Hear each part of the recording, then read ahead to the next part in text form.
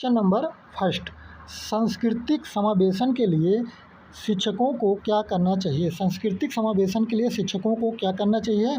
Option number A इसका सही है, विभिन्न सांस्कृतिक उदाहरणों को एकीकृत करना चाहिए। क्वेश्चन नंबर 2, बाल विकास का कौन सा क्षेत्र शारीरिक विकास विधियों के लिए बच्चे की बड़ी मांसपेशियों के उपयोग की क्षमता केंद्रित है? तो यह स्थूल गामक कौशल है। ऑप्शन नंबर डी इसका सही है। नेक्स्ट क्वेश्चन नंबर 3, मानव विकास के किस क्षेत्र में संज्ञान सबसे अधिक निकटता से संबंधित है? मानव विकास के किस क्षेत्र से संज्ञान सबसे अधिक निकटता से संबंधित है? तो यह जो है ज्ञान प्राप्त करने शामिल मानसिक क्रियाएं। ऑप्शन नंबर बी इसका सही है। क्वेश्चन नंबर 4, सीखने में कठिनाई की शीघ्रता पहचान से में सहायता मिलती है। किसमें सहायता मिलती है? तो इसमें ऑप्शन नंबर डी सही है, समय पर उपचारात्मक सहायता मिलती है। दोस्तों अभी ज़्यादा एक्सप्लेन नहीं कर रहे हैं, अभी केवल क्वेश्चन और आंसर बता रहे हैं। आप लोग अभी आंसर मिला लीजिए, इसका एक्सप्लेनेशन बाद में लेके आएंगे। क्वेश्चन नंबर 5, पियाजे के संज्ञानात्मक विकास के सिद्धांत के अनुसार 7 से 11 वर्ष की आयु के बच्चे आमतौर पर किस अवस्था में होते हैं? तो यह किस अवस्था में होते हैं? मूर्त संक्रियात्मक अवस्था में होते हैं। संवेदी गामक अवस्था ये 0 से 2 वर्ष होता है और पूर्व संक्रियात्मक अवस्था जो है ये 2 से 7 वर्ष होता है। संवेदी गामक अवस्था ये 7 से 11 वर्ष होता है। औपचारिक संक्रियात्मक अवस्था 11 से ऊपर वाले जो एज वाले होते हैं वो होते हैं।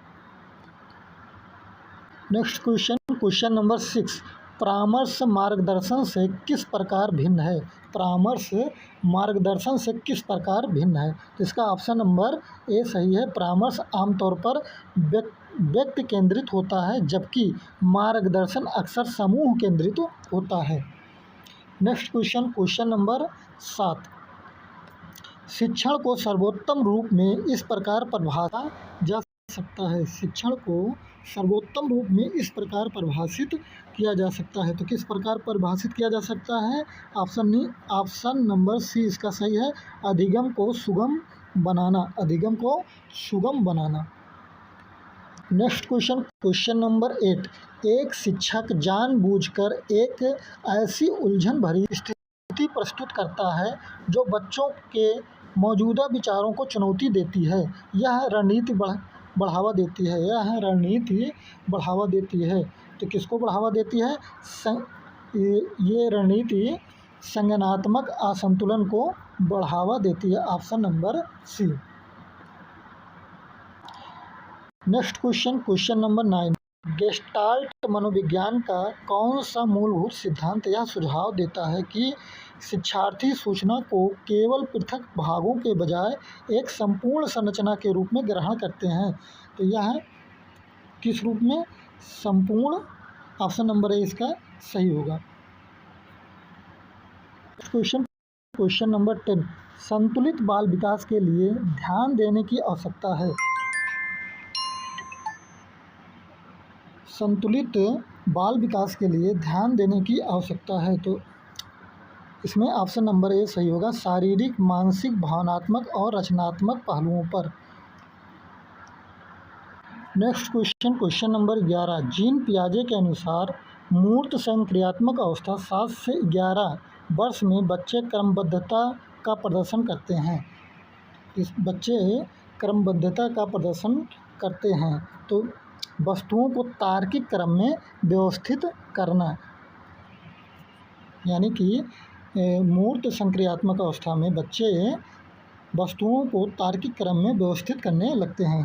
क्वेश्चन नंबर 12, हाशिए पर स्थित जाति की पृष्ठभूमि से आने वाला एक बच्चा अच्छे प्रदर्शन के बावजूद कम आत्मविश्वास रखता है। उचित मार्गदर्शन हस्तक्षेप पर केंद्रित होगा। आत्मसम्मान, संवर्धन और सुरक्षित संवाद। ऑप्शन नंबर सी इसका सही होगा।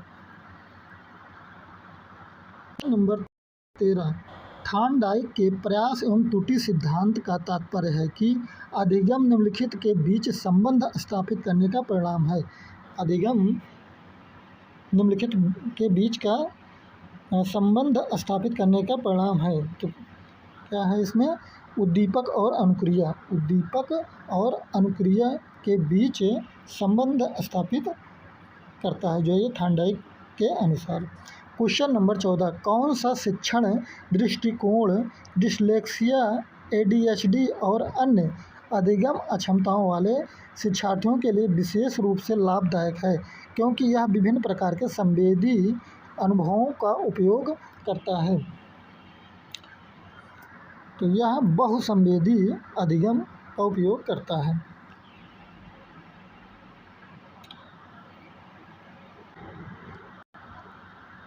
क्वेश्चन 15, एक शिक्षण दृष्टिकोण जिसमें शिक्षक सीधे विद्यार्थियों को अवधारणाओं, विचारों और सिद्धांतों को समझाता है कहलाता है। यह कहलाता है व्याख्यात्मक शिक्षण। क्वेश्चन नंबर 16, वाक बाधित में कठिनाई वाला बच्चा अपने अधिगम को सबसे अच्छी तरह निम्नलिखित के माध्यम से प्रदर्शित कर सकता है। कक्षा की गतिविधियों के दौरान मौन रहना, अभिव्यक्ति के वैकल्पिक तरीके, सहपाठियों के साथ प्रतिस्पर्धा, भाषण गतिविधियों से, कक्षा के सामने मौखिक पाठ से। तो कैसे? अभिव्यक्ति के वैकल्पिक तरीके अपनाकर। ऑप्शन नंबर बी सही है। क्वेश्चन नंबर 17, धार्मिक भेदभाव का सामना करने वाला बच्चा, धार्मिक भेदभाव का सामना करने वाला बच्चे का अनुभव कर सकता है। कैसा अनुभव कर सकता है? भावनात्मक तनाव का अनुभव कर सकता है। क्वेश्चन नंबर 18, पियाजे के संज्ञानात्मक विकास के सिद्धांत के अनुसार औपचारिक संक्रियात्मक अवस्था की सबसे विशिष्ट क्षमता कौन सी है? तो सबसे विशिष्ट क्षमता कौन सी है? अमूर्त तार्किक तर्क। Option number D. Question number 19, जब बच्चे किसी काम को करने के तरीके की योजना बनाते हैं तो किसका इस्तेमाल कर सकते हैं? तो यह किसका इस्तेमाल कर सकते हैं? तो इसमें क्वेश्चन नंबर का ऑप्शन नंबर बी सही, अधिगम रणनीतियों का। क्वेश्चन नंबर 20, क्रिया प्रसूत अनुबंधन अनुकूलन में रूपण आकार देने का तात्पर्य है। रूपण आकार देने का तात्पर्य है। तो कर्मिक सन्निकटनों का कर्मिक पुनर्बलन। ऑप्शन नंबर डी सही है।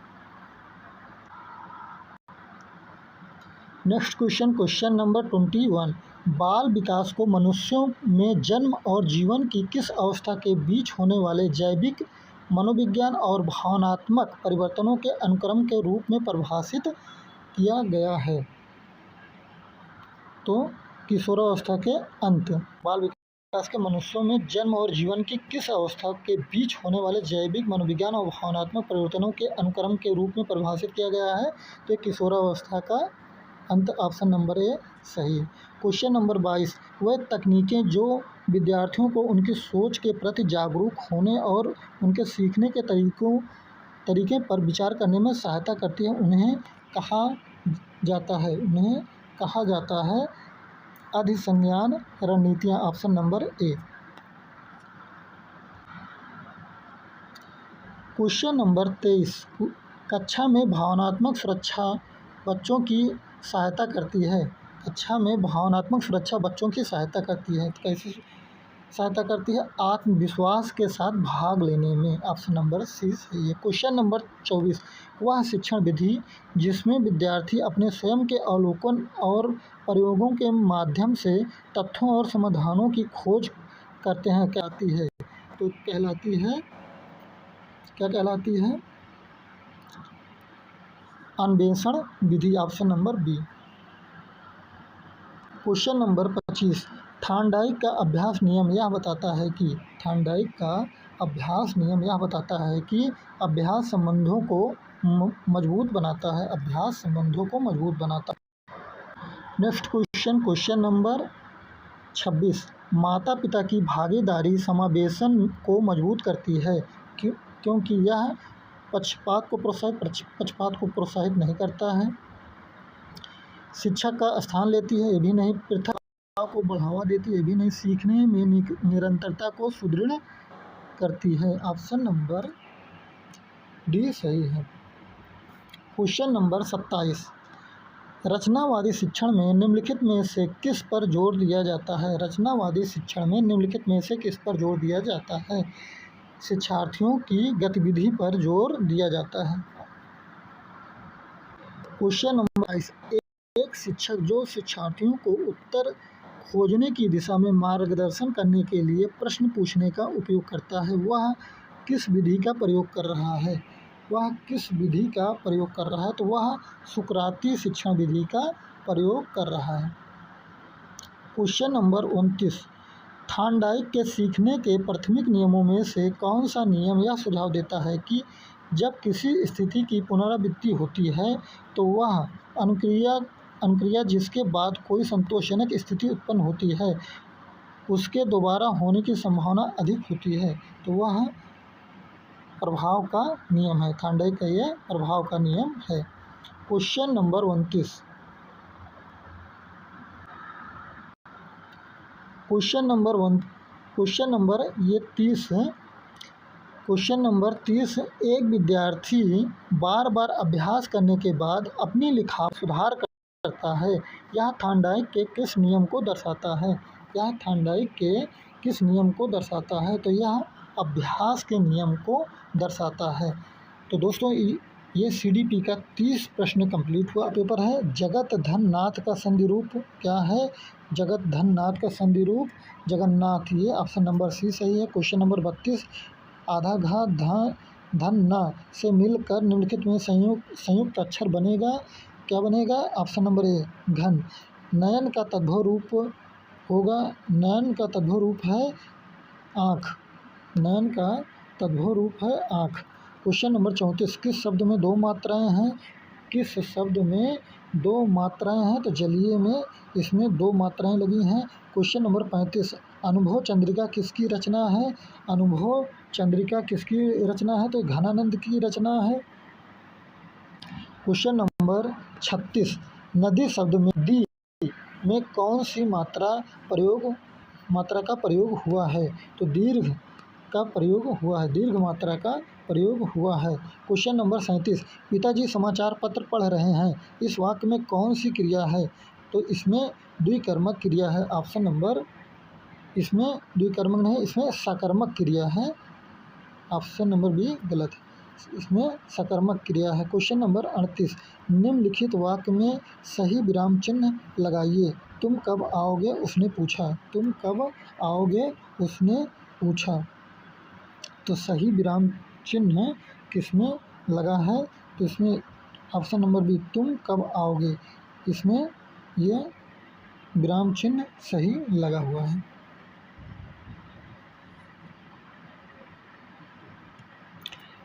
नेक्स्ट क्वेश्चन नंबर 39, शादी से आतुकांत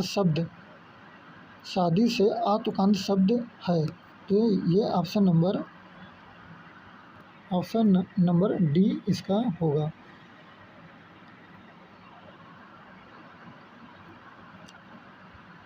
ऑप्शन नंबर डी या जो है बी भी इसका सही हो सकता है। अब आंसर का तभी इसका मालूम चलेगा। तो आप लोग कमेंट के माध्यम से बताइएगा कि शादी से आतुकांत शब्द में कौन सा ऑप्शन आप लोग लगाए हैं। क्वेश्चन नंबर 40, आसमान सिर पर उठाना का अर्थ है बहुत शोर मचाना, बहुत शोर मचाना। क्वेश्चन नंबर 41, दुकान पर ताजे फल है, इस वाक्य में कौन सा विशेषण है? तो ताज़ा ये विशेषता बता रहे थे, गुणवाचक विशेषण है। दोस्तों ये गद्यांश से 42 से 44 क्वेश्चन नंबर तक इस क्वेश्चन दिया हुआ है, तो इसको मैं पढ़ लूँगा और इसका जो है आंसर डायरेक्ट मैं क्वेश्चन और आंसर बता देंगे। क्वेश्चन नंबर 42, गद्यांश के अनुसार सच्ची मित्रता किन गुणों पर आधारित होती है? तो विश्वास, ईमानदारी और समझदारी पर आधारित होती है।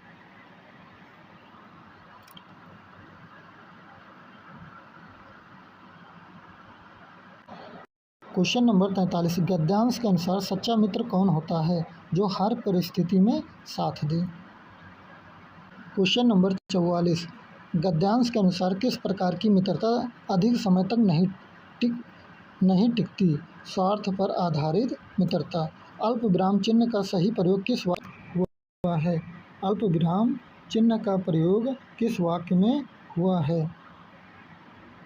तो राम ने सीता को बुलाया और वह आ गई। ऑप्शन नंबर ए सही है। क्वेश्चन नंबर 46, चूहिया एक वचन रूप क्या है। चूहिया का एक वचन रूप क्या है। तो चूहिया का एक वचन रूप चूहिया। ऑप्शन नंबर डी सही। क्वेश्चन नंबर 47, निम्नलिखित में सामान्य वर्तमान काल का उदाहरण कौन सा है। वह जाता है। ऑप्शन नंबर बी सही है।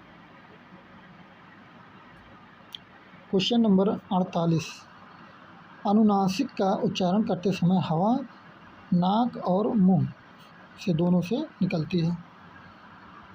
नेक्स्ट क्वेश्चन नंबर 49, गुरु धन ऐश्वर्य का संधि रूप क्या है। तो गुरु। Option number A.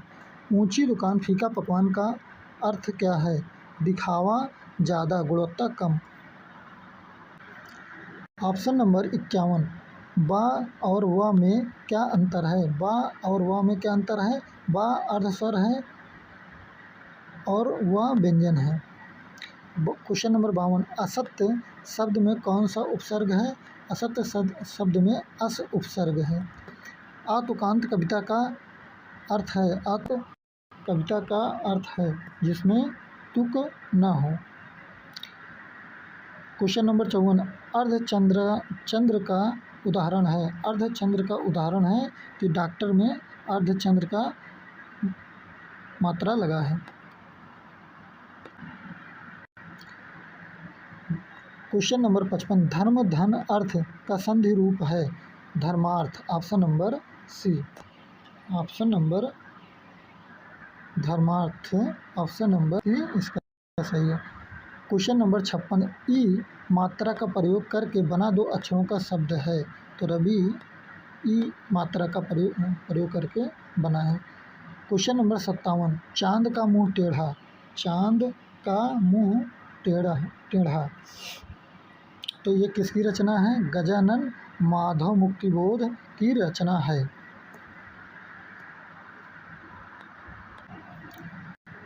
Question number 58, निम्नलिखित में से नकारात्मक वाक्य कौन सा है। तो वह घर नहीं गया। ये नकारात्मक वाक्य है। क्वेश्चन नंबर 59, मनः धन बल का संधि रूप क्या है। मनः धन बल का संधि रूप क्या है। मनोबल। Option number A. Question number 60, निम्नलिखित में द्वंद्व समास पद कौन सा है। निम्नलिखित में द्वंद्व समास पद कौन सा है। दाल रोटी। ऑप्शन नंबर ए सही है। ये हिंदी का 30 क्वेश्चन कंप्लीट होता है। दोस्तों आप लोग कमेंट के माध्यम से ज़रूर बताइएगा आप लोगों का कितना क्वेश्चन सही हो रहा है। दोस्तों चैनल को सपोर्ट करिए, लाइक करिए और सब्सक्राइब कर दीजिए। दोस्तों नमस्कार, कैसे हैं आप लोग। आई होप आप लोग अच्छे होंगे और आप लोगों का यूपी टेट का पेपर हो गया होगा। और ये यूपी टेट का संस्कृत का पेपर है। 4 जुलाई फर्स्ट शिफ्ट का 1 to 5 का पेपर है। 1 to 5 का पेपर है। तो आप लोग मेरु बालिकाएँ उपकरणम यच्छति वाक्य में बालिकाएँ किस कारक में है। तो यह संप्रदान कारक में है। सत धन भावः। सत धन भावा का संधि रूप क्या है। सत धन भावा का संधि रूप क्या है। सद्भाव। क्वेश्चन नंबर 63, निम्नलिखित में पुल्लिंग शब्द कौन सा है। निम्नलिखित में से पुल्लिंग शब्द कौन सा है। तो ऑप्शन नंबर सी बालकः पुल्लिंग शब्द है। क्वेश्चन नंबर 64, संख्या 3 का संस्कृत रूप कौन सा है। तो संख्या 3 का संस्कृत रूप त्रयः है। तो 1 2 चत्वारः तो हो नहीं सकता, त्रयः यही ऑप्शन होगा। तो ये इतना इजी क्वेश्चन आया है। हमें लगता है जो संस्कृत कभी नहीं पढ़ा होगा वो भी सही करके आया होगा। इस बार संस्कृत में सब बहुत अच्छा किए होंगे। क्वेश्चन नंबर 65, वापी शब्द का प्रथमा बहुवचन रूप कौन सा है? वापी शब्द का प्रथमा बहुवचन रूप कौन सा है? वाप्यः। ऑप्शन नंबर डी सही है। क्वेश्चन नंबर 66, बालिका लेख लिखती है का सही संस्कृत अनुवाद कौन सा है? बालिका लेख लिखती है, बालिका लेख लिखती है में कौन सा सही संस्कृत अनुवाद है? तो इसमें ऑप्शन नंबर बी, बालिका लेखम लिखति, बालिका लेखम लिखति। क्वेश्चन नंबर 67, संस्कृत 5 का संख्या 5 का संस्कृत रूप कौन सा है? तो पंच ये संस्कृत रूप है। दोस्तों इस बार बहुत ही अच्छा पेपर पूछा गया है, बहुत ही इजी पेपर पूछा गया है। हमें उम्मीद है कि इस बार 70 से 80% लोग आराम से पास हो जाएंगे यूपी टेट में। क्वेश्चन नंबर 76, गायको शब्द किस वचन का रूप है? गायको शब्द किस वचन का रूप है? दोस्तों ये 67 क्वेश्चन के बाद 76 क्वेश्चन पे चले गए थे, जो कि हमको 68 वाला क्वेश्चन सॉल्व कराना था। उपविंशति शब्द में कौन सा उपसर्ग प्रयुक्त है? उपविंशति शब्द में कौन उपसर्ग प्रयुक्त है? तो उपसर्ग है। क्वेश्चन नंबर 69, कदा का अव्यय अर्थ क्या है? कदा का अव्यय अर्थ है कस्मिन स्थाने। Option number A. Question number 70, गुरुः नमा में गुरुः कौन सी विभक्ति है? गुरुः में कौन सी विभक्ति है? तो चतुर्थी विभक्ति है।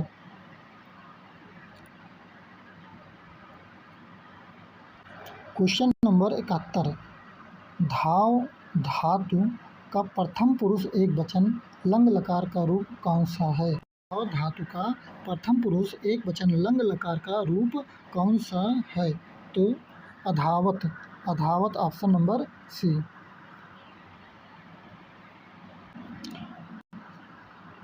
क्वेश्चन नंबर 72, तरुः शब्द का प्रथमा विभक्ति में बहुवचन रूप क्या होगा? तरुः शब्द का प्रथमा विभक्ति में बहुवचन रूप क्या होगा?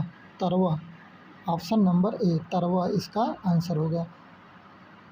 ये चिन्ह दिया है, किसका चिन्ह है? तो ये किसका चिन्ह है?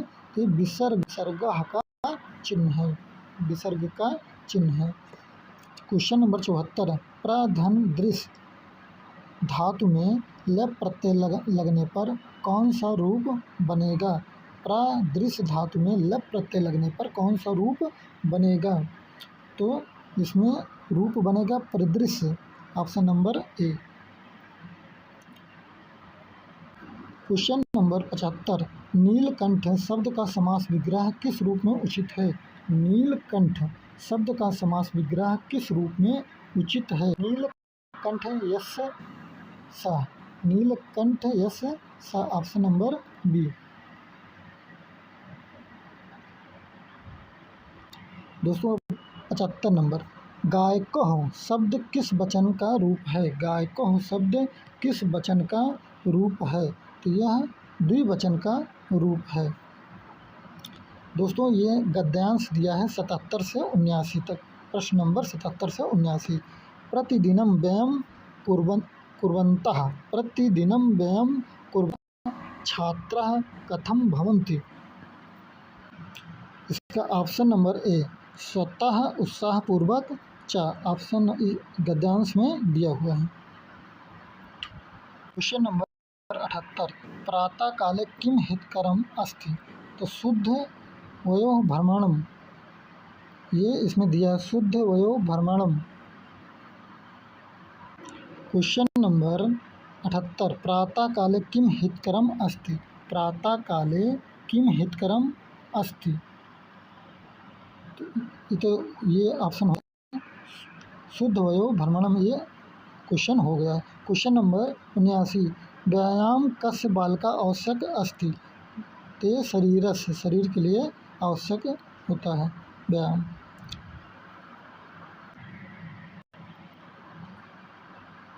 Question number 80। क्वेश्चन नंबर 80 निम्नलिखित में तालव्य वर्णों का समूह है। तो तालव्य वर्णों का समूह चा छा जा झा हिंगा ये तालव्य वर्णों का समूह है। ये का खा गा ये कंठ वर्णों का समूह है और ये टा ठा डा ढा ये दंत वर्णों का है। ये मूर्धा वर्णों का है और ये पाफा वा भा मा ये जो है कोष्ठ से बोला जाता है। क्वेश्चन नंबर 81 विद्यालय में कौन सा समास माना जा सकता है? विद्यालय में कौन सा समास माना जा सकता है? इसमें षष्ठी तत्पुरुष।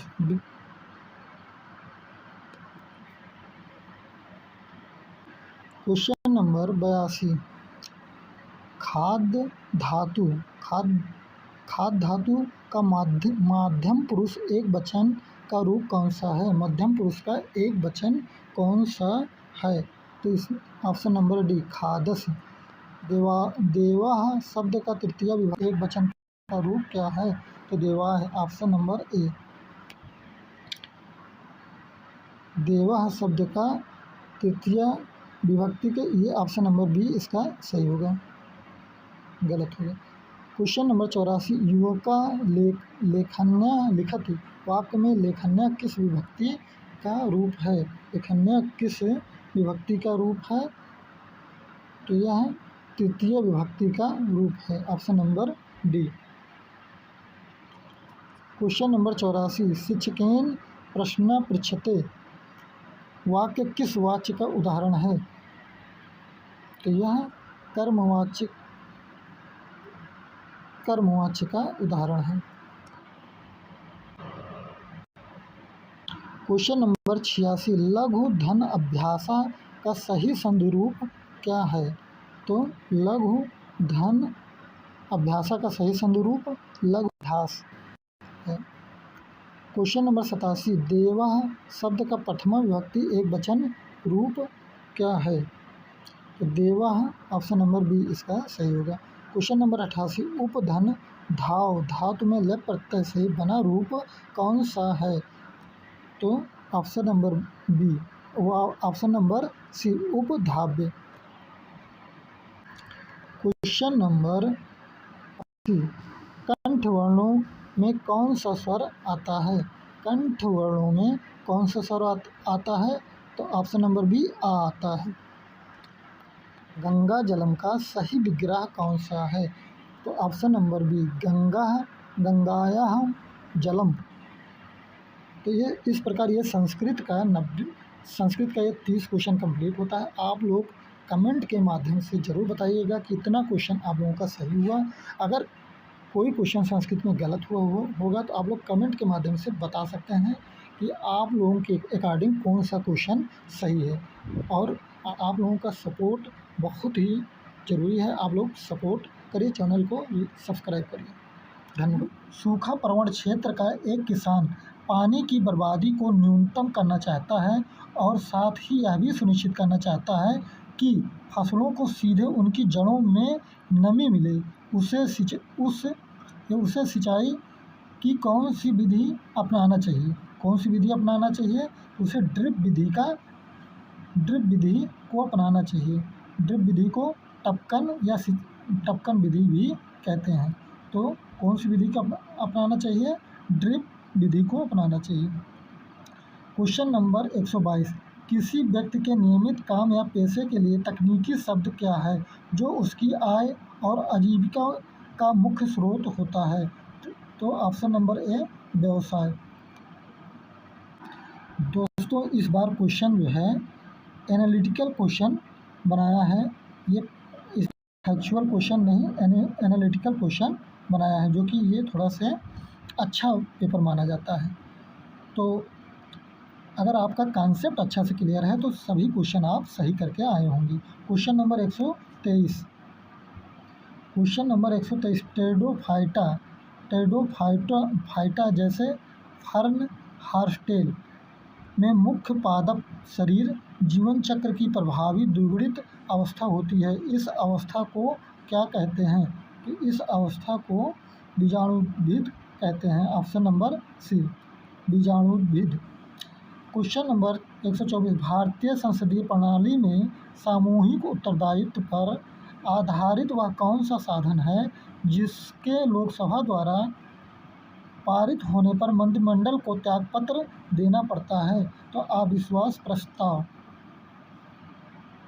क्वेश्चन नंबर 125, शरीर का कौन सा तंत्र जिसमें हृदय और रक्त वाहिकाएं शामिल हैं लंबे समय तक अपनी कार्यक्षमता बनाए रखने के लिए नियमित वायवीय प्रशिक्षण जैसे दौड़ना से सबसे अधिक लाभान्वित होता है?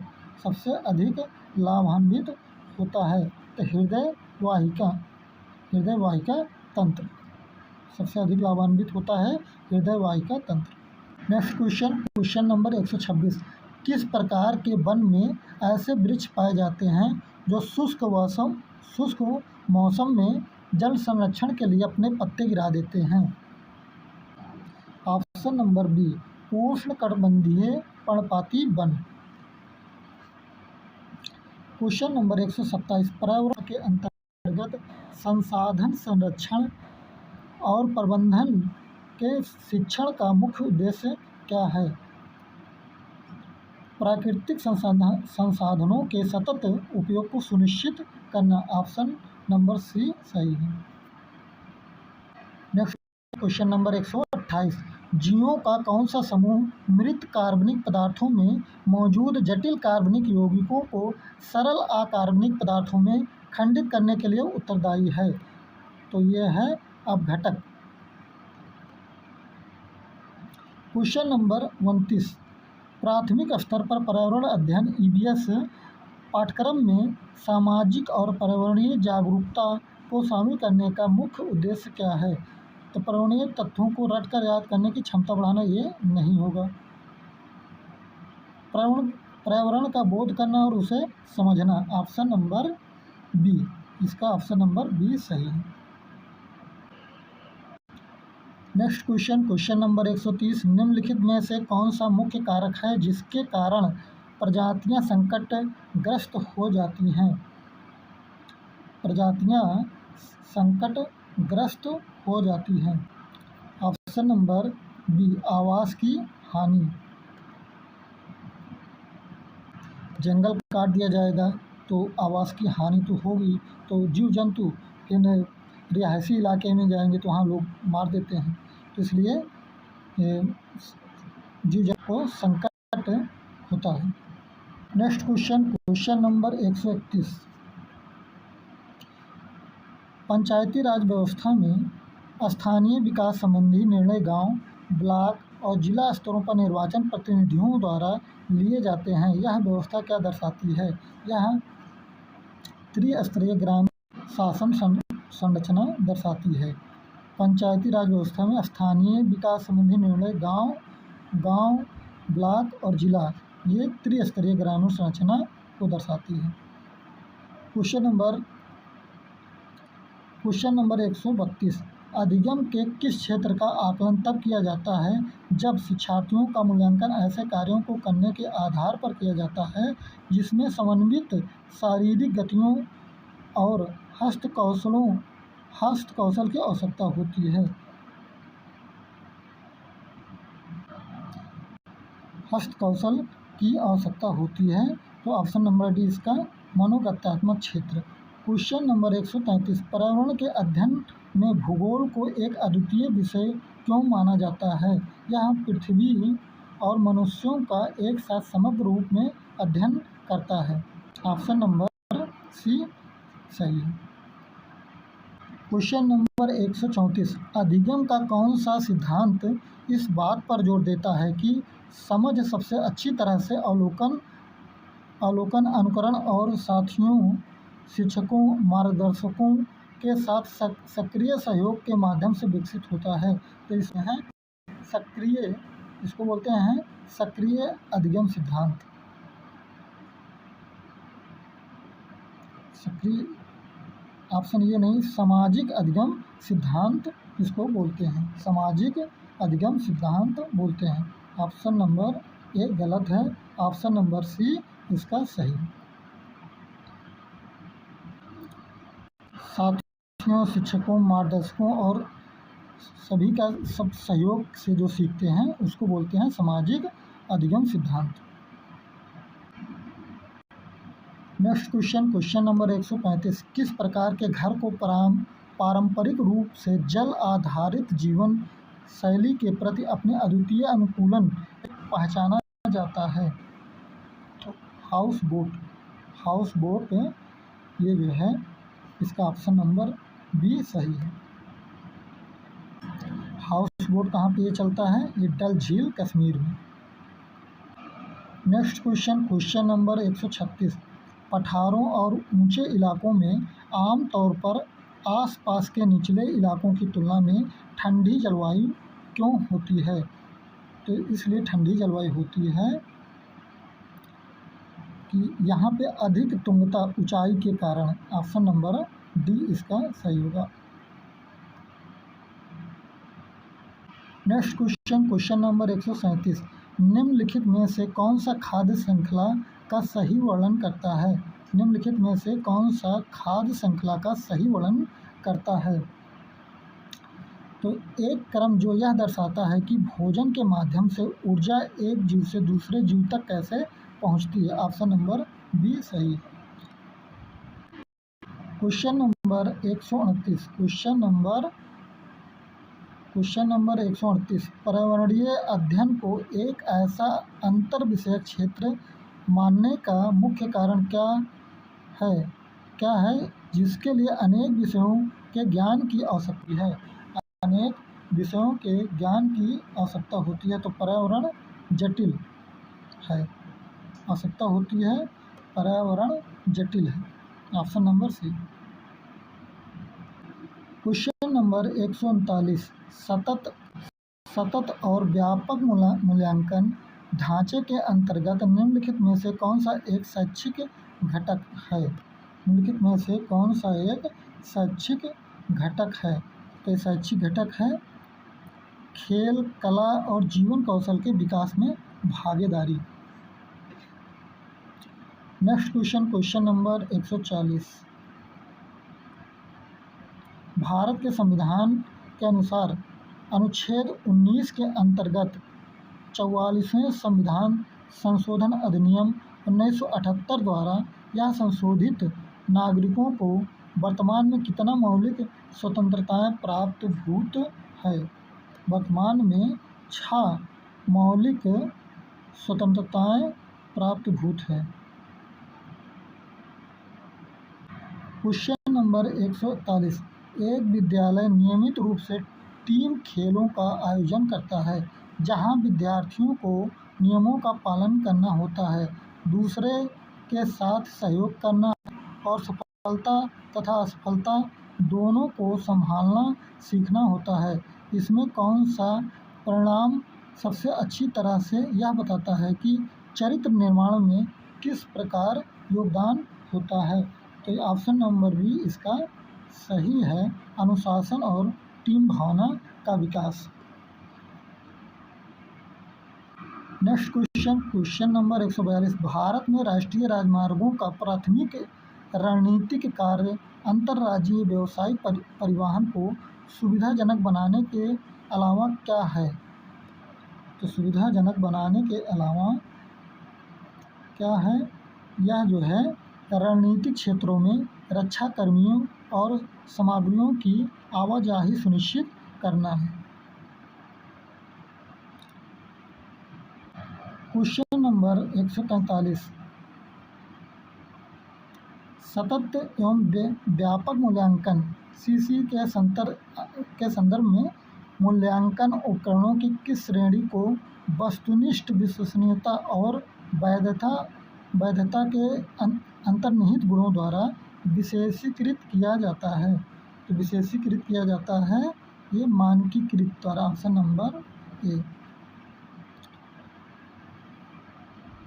Question number 144। भारतीय चुनाव प्रणाली में इलेक्ट्रॉनिक वोटिंग मतदान मशीन पर उपरोक्त में से कोई नहीं नोटा विकल्प की कानूनी स्थिति और कार्य को निम्नलिखित में से कौन सा सही ढंग से परिभाषित करता है? कौन सा सही ढंग परिभाषित करता है? तो सही ढंग से परिभाषित करता है मतपत्र की गोपनीयता बनाए रखते हुए सभी उम्मीदवारों को अस्वीकार करने का अधिकार। Option number D.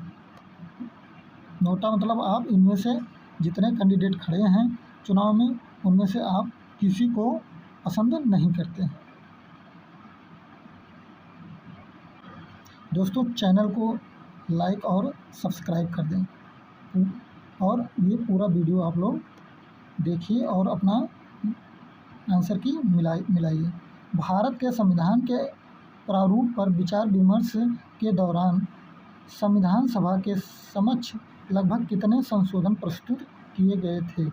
भारत के संविधान के प्रारूप पर विचार विमर्श के दौरान संविधान सभा के समक्ष लगभग कितने संशोधन प्रस्तुत किए गए थे? तो लगभग जो है ऑप्शन नंबर ए 7,635 संशोधन प्रस्तुत किए गए थे।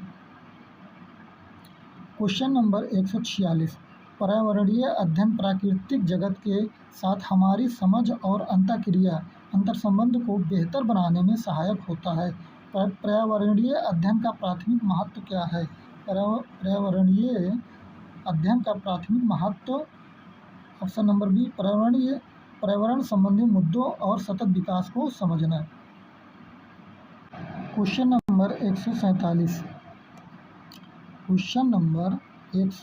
147, कौन सा खाद्य पदार्थ प्रसंस्करण से पहले, उसके दौरान या बाद में भौतिक, रासायनिक या सूक्ष्म जैविक कारक के प्रवेश या उपस्थिति का वर्णन करता है, जिससे यह सेवन के लिए असुरक्षित या अनुपयुक्त हो जाता है? तो यह खाद्य संदूषण। ऑप्शन नंबर बी सही है। क्वेश्चन नंबर 148, खाली जगह एक शैक्षिक दृष्टिकोण है जो विद्यार्थियों को वास्तविक दुनिया की स्थितियों के साथ सीधे सक्रिय जुड़ाव के माध्यम से ज्ञान कौशल प्राप्त करने में सक्षम बनाता है। तो इसका ऑप्शन नंबर सी अनुभव, option number C. Question number